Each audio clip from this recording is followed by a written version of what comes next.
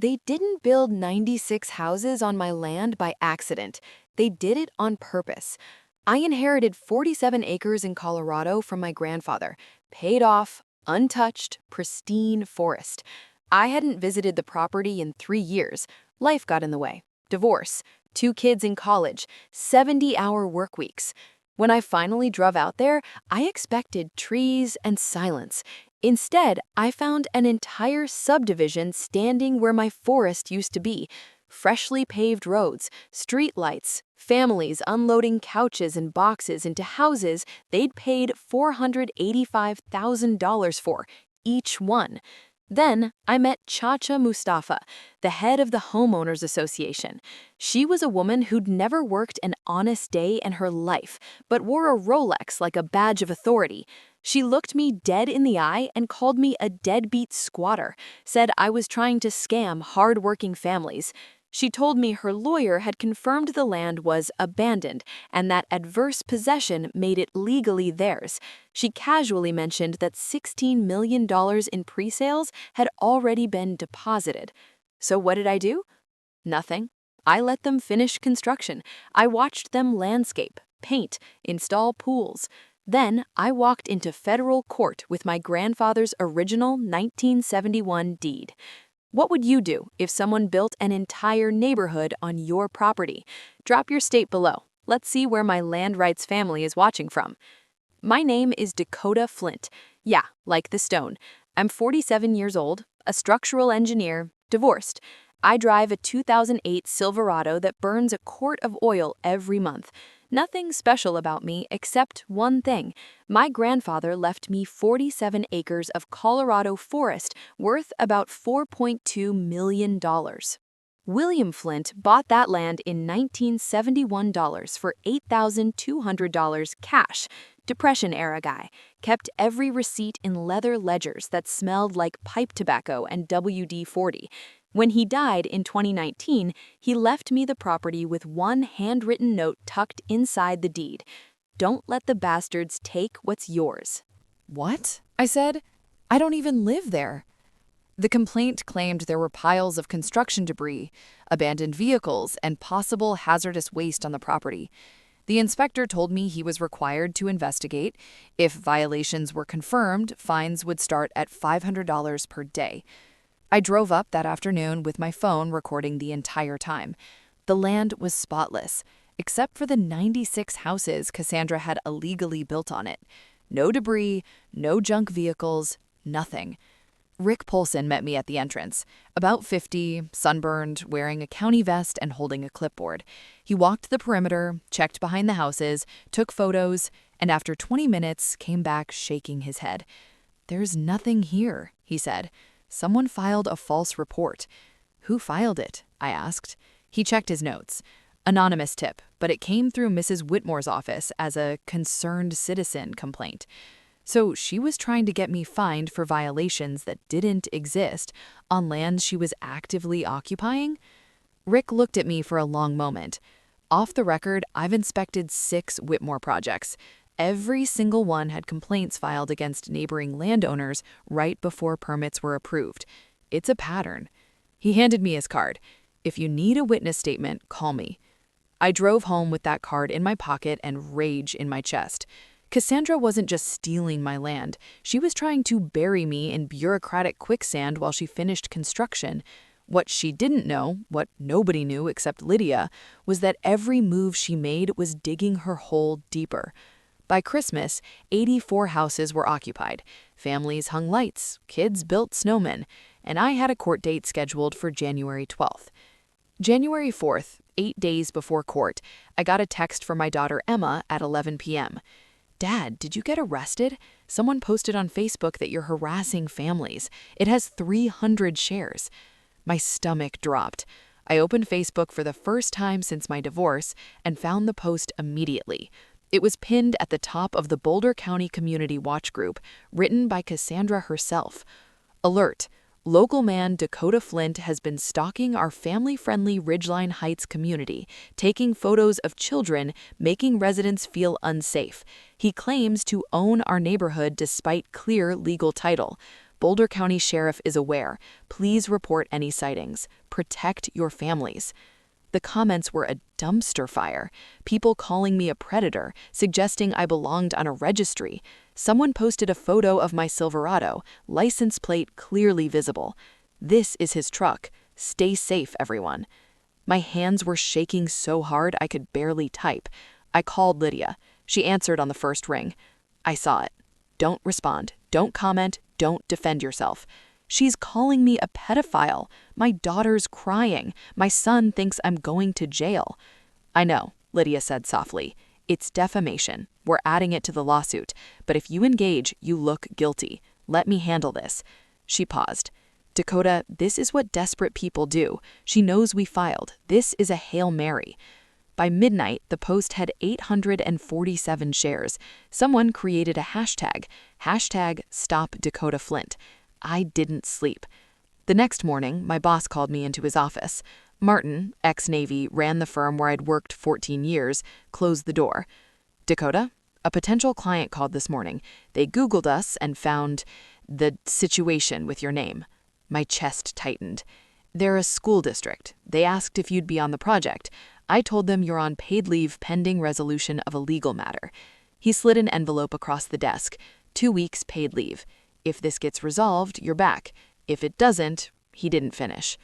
Walking to my truck, I passed Jenny from accounting. She crossed the parking lot to avoid me. That's when it hit me. Cassandra wasn't just attacking my claim, she was attacking my life. I called Lydia again. They're destroying me. I'm filing an emergency motion for a temporary restraining order. Defamation, interference with business relations. Hearing Monday. She paused. Dakota, if you want to walk away, I can negotiate a settlement. Maybe $500,000. You can move. Start over. I thought of Grandpa's note. No, I said. We finish this. Then buckle up, she replied. January 7th, someone spray-painted pervert on my garage door. I filed a police report. The responding officer barely looked interested. January 9th, 3 days before court, Emma called sobbing. Someone had messaged her, "Your dad's a creep and everyone knows it." I drove to Fort Collins and showed her everything. The deed, the tax receipts, Lydia's filings. I watched fear turn into fury. So she's lying about everything, Emma asked. Yes, then fight back. January 11th, the night before court, I got a final text from an unknown number. Drop the lawsuit or everyone finds out what you really are. I forwarded it to Lydia. She replied instantly, "Perfect. Bring your phone tomorrow. We are going to bury them." The Boulder County Courthouse smelled like floor wax and recycled air. Lydia met me outside courtroom 3C in a navy suit that cost more than my truck. She asked, "You ready?" "No." She said, "We have a nuclear bomb. Trust me." Inside, Cassandra sat smiling beside her attorney and her husband, Preston Whitmore. Judge Angela Ramirez took the bench. Motion to dismiss denied. Trial expedited. Then Lydia submitted Exhibit A, an internal email proving they knew the land wasn't abandoned. I read it 3 times. They'd known from the beginning. Judge Angela Ramirez issued a temporary restraining order. All sales halted, no more harassment. Cassandra's confidence drained from her face.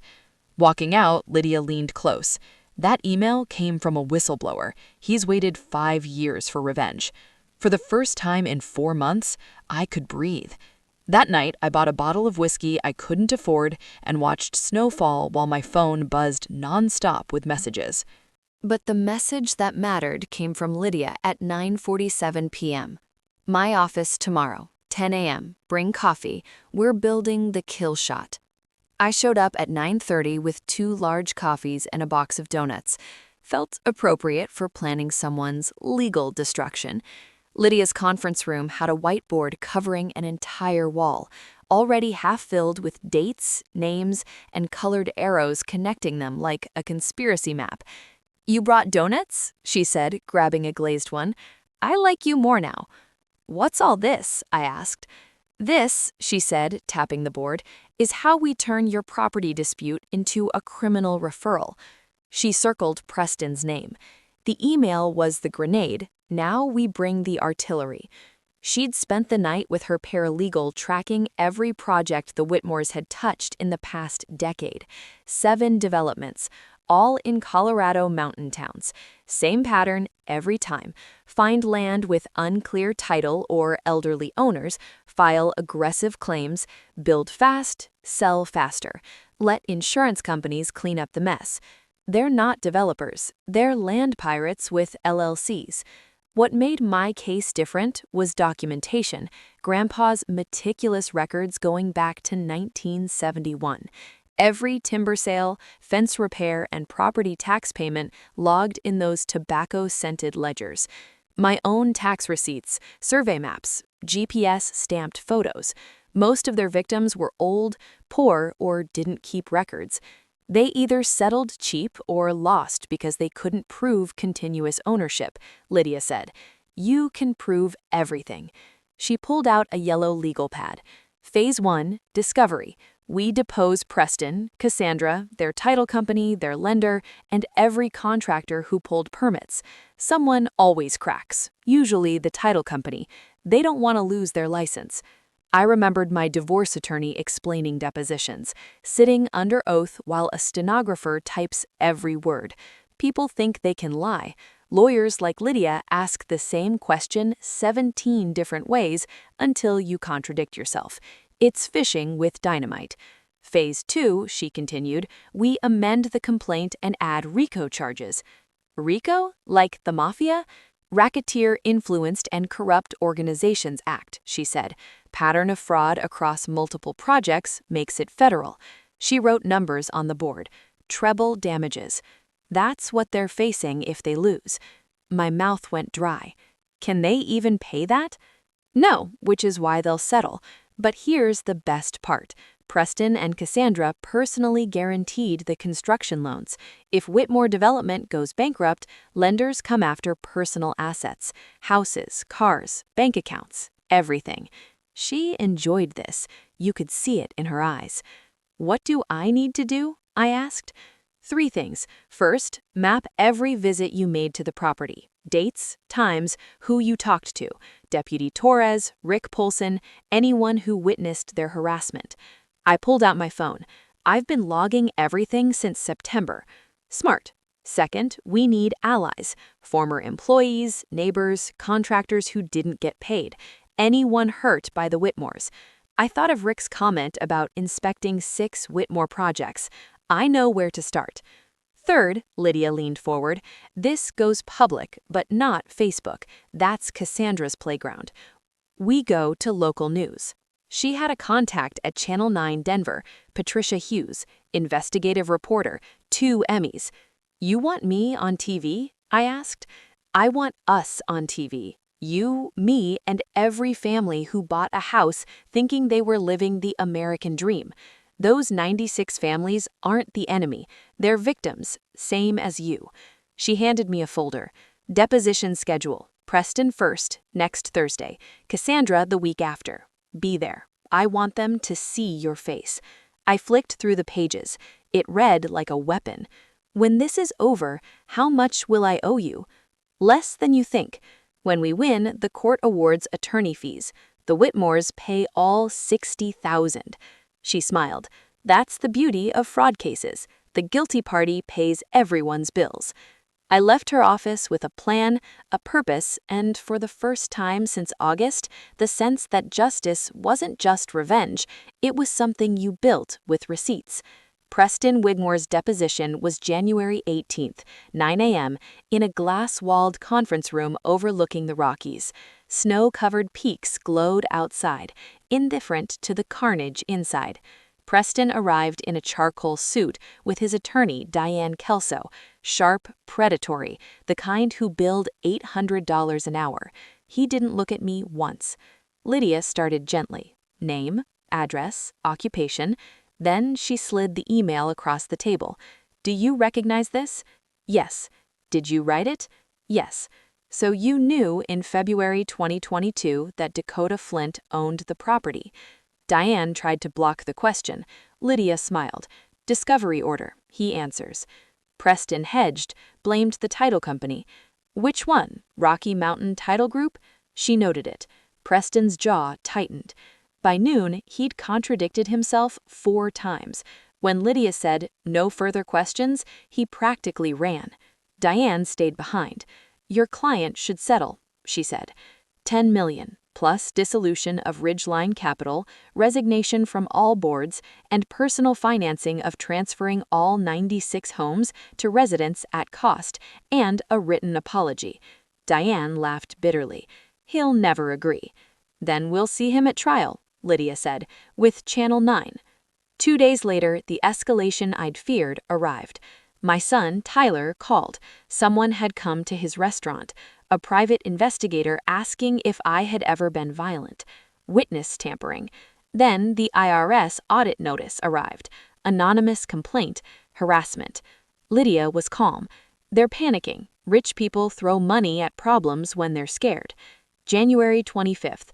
Leaked sales contracts hit a real estate blog. Luxury developer sold homes on stolen land. Homeowners panicked. A woman named Sarah Chen called crying. Life savings gone. "I'm not trying to take your house. I'm trying to stop the people who stole from both of us." That night, Lydia called. "Channel 9 wants you. Interview airs February 2nd. What do I say?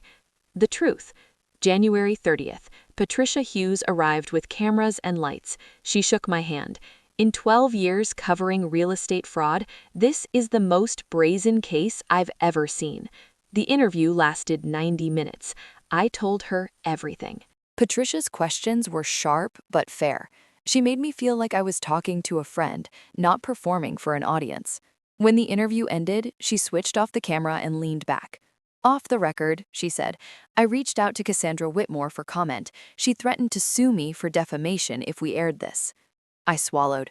"Will you still run it?" Patricia smiled. "Absolutely. Threats mean I'm onto something." The segment aired February 2nd at 6 p.m. I watched it alone in my living room, holding a beer I was too nervous to drink. Patricia's voiceover began calmly. "He inherited the American dream, 47 acres of Colorado forest. But when Dakota Flint visited his land for the first time in 3 years, he found a nightmare instead." Aerial footage of Ridgeline Heights filled the screen, followed by my interview. Grandpa's deed, tax receipts, Preston's email. Patricia had even uncovered county permit records showing the Whitmores fast-tracked approvals after donating $50,000 to the county commissioner's re-election fund. The segment ended with my words. "I'm not trying to hurt the families who bought these homes. They're victims too. But if we let people like the Whitmores get away with this, what's the point of property rights? What's the point of laws?" My phone started blowing up before the segment even finished. Emma called, crying. Proud tears this time. Marcus texted, "You just became a folk hero." Even my boss, Martin, emailed me, "Come back Monday, we're proud to have you." But the message that mattered came at 7:15 p.m. from a blocked number. "You just made the biggest mistake of your life." I forwarded it to Lydia. She called immediately. "Don't go anywhere alone. Change your routines. Lock everything." "You think they'd actually?" She said, "I think they're staring at 10 years in federal prison and financial ruin. People do stupid things when they're cornered." She was right. February 4th, 2 days after the broadcast, I came home from grocery shopping and found my front door ajar. I knew I'd locked it. I stood on the porch, heart pounding, and called 911. Deputy Torres arrived with backup. They cleared the house room by room. Nothing was missing, but someone had been inside. On my kitchen table lay a single sheet of paper, 5 words printed in block letters. "Drop it or lose everything." Torres bagged it as evidence. "We'll check for prints, but if they were smart, they wore gloves." "This is the Whitmores," I said. "They broke into my house. Can you prove that?" I couldn't. 2 hours later, my neighbor Carol knocked on my door. 70 years old, retired librarian, lived on the street for 4 decades. She noticed everything.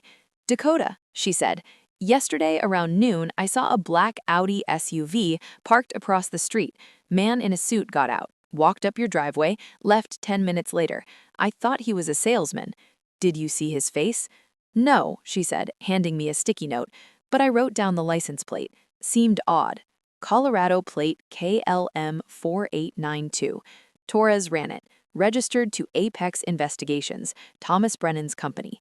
That's the PI who harassed my son, I said. Torres looked uncomfortable. Breaking and entering is a felony, but proving he entered the house without video is tough. So they just get away with it?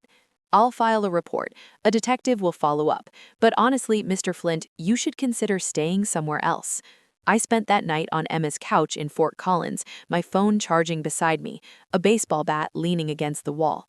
February 6th, 3 days before trial, Lydia called. The title company flipped. Rocky Mountain Title is cooperating. I sat up. What? They're admitting they knew the adverse possession claim was weak, but approved it anyway.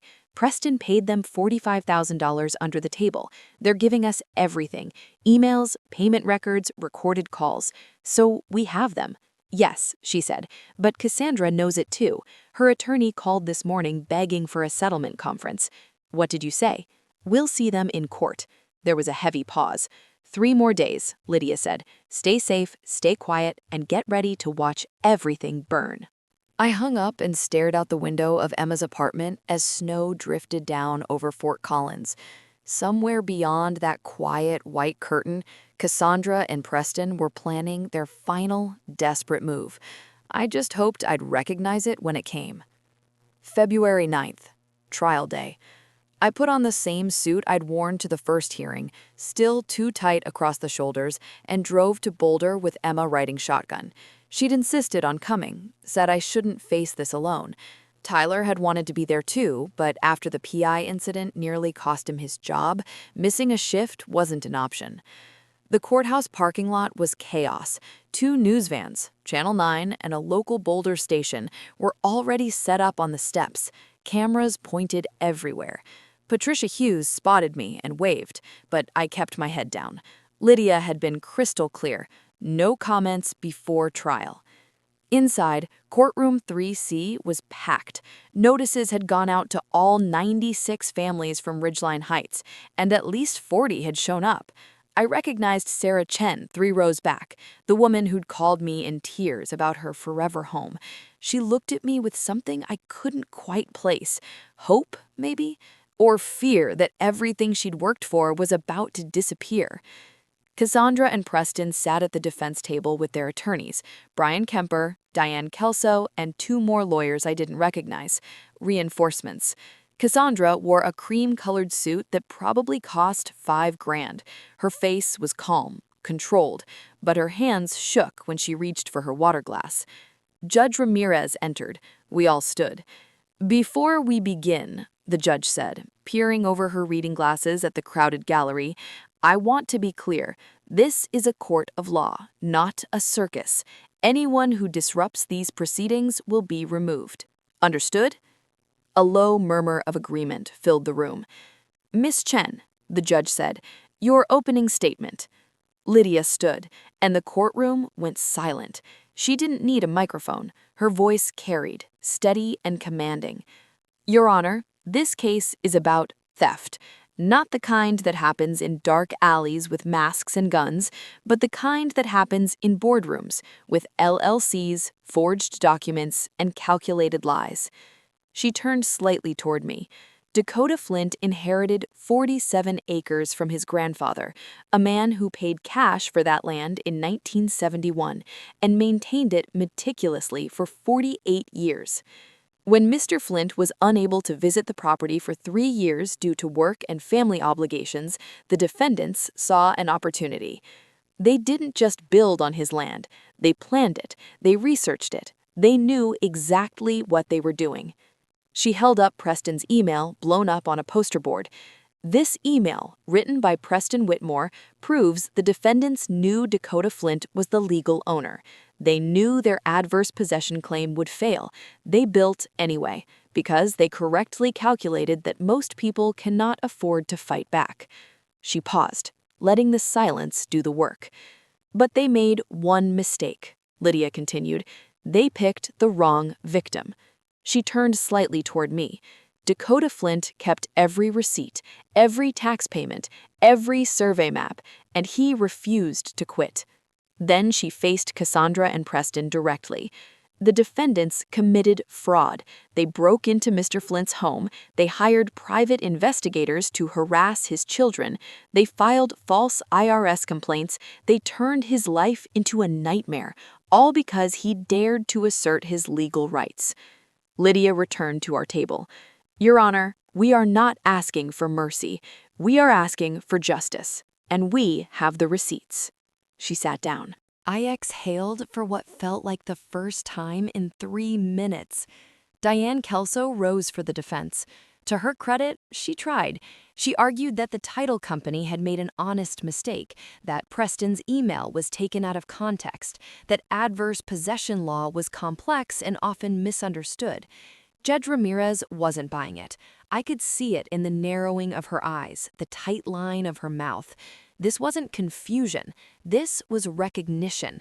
The trial lasted 7 hours. Lydia called witness after witness, the title company representative who admitted under oath to accepting a bribe, Rick Polson from Code Enforcement, who testified about the pattern of false complaints filed against neighboring landowners, Deputy Torres, who described the intimidation and harassment campaign. Then Lydia entered my grandfather's ledgers into evidence. Those tobacco-scented pages, 50 years of proof. Every tax payment, every repair, every acre accounted for. Preston took the stand. Lydia dismantled him in 40 minutes.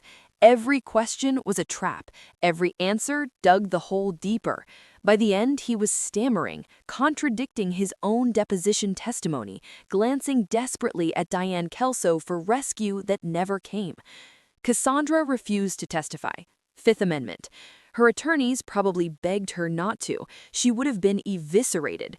At 4:47 p.m., Judge Ramirez announced she would issue a ruling within 24 hours. We filed into the hallway. The homeowners surrounded me. Sarah Chen grabbed my arm. "What happens to us?" she asked, panic breaking through. "If you win, do we lose our homes?" I looked at Lydia. She nodded. "You keep your homes," I said, loud enough for everyone to hear. "Every single one of you. The Whitmores committed fraud, not you. You'll own your houses free and clear. That's the settlement we're demanding." The hallway went quiet. Then someone started clapping. Then another. Within seconds, 40 people were applauding in a courthouse corridor. Cassandra walked past, flanked by her attorneys. She looked at me once, pure hatred in her eyes, then disappeared into the elevator. Outside, Patricia Hughes caught me on the courthouse steps. "Mr. Flint," she asked, microphone raised, "how are you feeling?" I looked at the cameras, at Emma standing beside me, at the Rockies in the distance, snow-covered and eternal. Like my grandfather's watching, and I think he's proud. That night, the clip went viral. 3 million views in 12 hours. The next morning, Judge Ramirez issued her ruling. We won everything. The ruling was 18 pages long, but the first paragraph said it all. The defendants engaged in a calculated and systematic scheme to defraud Dakota Flint of his lawful property through false adverse possession claims, bribery of public officials, and intentional misrepresentation. Such conduct is reprehensible and will not be tolerated by this court. The order restored full title to all 47 acres, including the 96 homes. It awarded $4.2 million in damages for trespass, emotional distress, and loss of use. It required the defendants to pay Lydia's legal fees, $73,000, and it referred the case to the U.S. Attorney's Office for criminal prosecution. Cassandra and Preston were finished. Ridgeline Capital dissolved within a week. Their personal assets, the Range Rover, the Aspen vacation home, Cassandra's jewelry collection, went to auction. Preston was indicted on 6 federal fraud charges. Cassandra took a plea deal, 3 years probation, $500,000 in restitution, and a lifetime ban from Colorado real estate development. The title company lost its license. One defense attorney resigned to avoid disbarment. But the ruling created a new question: what to do with 96 families living on my land? The law allowed me to evict them, to sell the houses, to pocket another $16 million. That's what many people expected. Instead, on March 15th, I called a town hall meeting at Ridgeline Heights. All 96 families showed up, crammed into the unfinished clubhouse Cassandra had promised but never built. Sarah Chen stood in the front holding her daughter's hand. An elderly couple, the Rodriguezes, sat near the back, terrified. These weren't villains. They were teachers, nurses, electricians, people who had saved for years to buy a piece of the American dream. I stood at the front with Lydia beside me. "I know you're scared," I said. "You bought these homes in good faith. You did nothing wrong, and I'm not here to punish you for someone else's crime." The room was silent enough to hear snow melting on the roof. "Here's what I'm proposing." I explained the Ridgeline Heights Community Trust, a nonprofit created that day. Each family would own their home through the trust at the price they originally paid. No interest, no new mortgages. If you'd paid $485,000, you owed nothing more. If you still had payments left, you'd finish them, zero interest, paid to the trust. Someone gasped. Sarah Chen started crying. The trust would maintain roads, cover property taxes, and fund a community scholarship. My grandfather believed land was about legacy, not profit. This is his legacy. The applause started slowly, then built like a storm.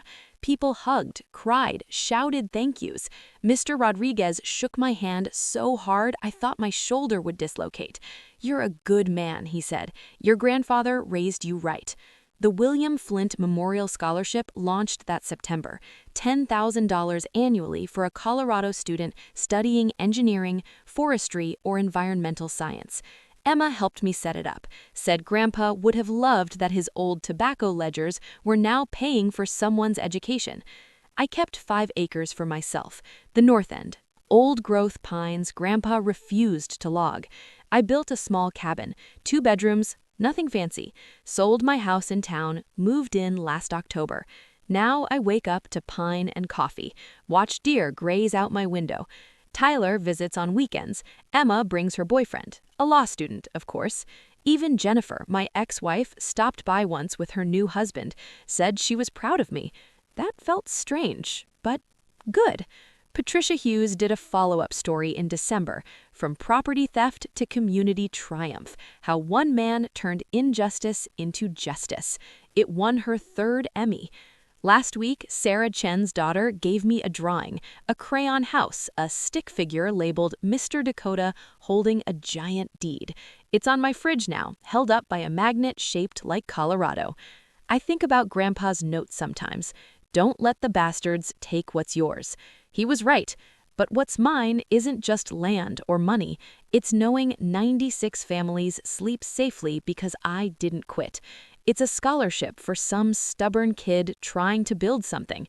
It's justice, the real kind, the kind that heals. So here's my question for you. Have you ever dealt with a property dispute, an HOA nightmare, someone who thought they could steamroll you because they had money and you didn't? Drop your story in the comments. Let's build a library of how regular people beat corrupt systems. And remember,